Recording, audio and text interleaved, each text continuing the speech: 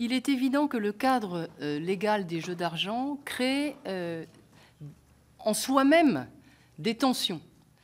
Et le rôle du régulateur est de rester sur la ligne de crête et de faire en sorte que ce qui est par principe interdit peut par dérogation être autorisé. C'est ça, je dirais, le cœur du cadre. Non mais c'est le principe. Et ça n'est autorisé qu'à une condition, c'est que le jeu d'argent reste récréatif. Le pacte social collectif qui a été formé dans ce cadre légal, par ce cadre légal, c'est de dire, dans le fond, le jeu d'argent est toléré, et ça existe, je dirais, de longue date, à condition qu'il reste récréatif.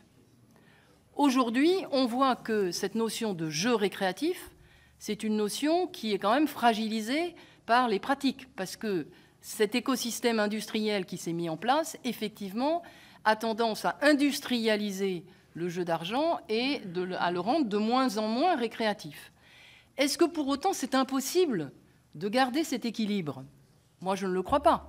Je crois que, d'ailleurs, dans tous les pays, on est confronté à la même situation. La France, d'ailleurs, n'est pas le pays qui est le plus en difficulté sur ces enjeux. Pourquoi? Parce que des pays comme la Grande-Bretagne, qui ont libéralisé beaucoup plus que nous, se trouvent confrontés à un retour de situations catastrophiques d'un certain nombre de joueurs, d'opinions publiques extrêmement négatives sur le jeu d'argent, alors que nous avons eu une croissance qui était beaucoup plus contrôlée du jeu d'argent. Donc, ma réponse, elle serait en deux temps. Un, le régulateur doit mobiliser tous les outils qui sont les siens, et nous avons, je crois, fait cet exercice, et on pourra le démontrer en 2023. Et deux, il faudra se livrer, et c'est l'objectif que nous avons à partir du mois de mai, à un bilan critique de la régulation en se disant, est-ce que, dans le fond, ces outils d'intervention sont suffisants?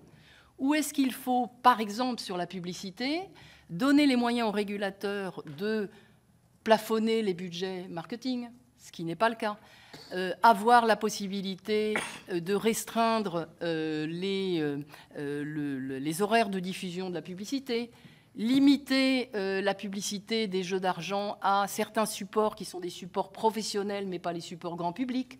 Il y a toute une série d'idées qui nous viennent d'ailleurs de nos homologues, que nous pourrions tout à fait pratiquer en France pour faire en sorte que ce jeu d'argent reste dans son épure récréative.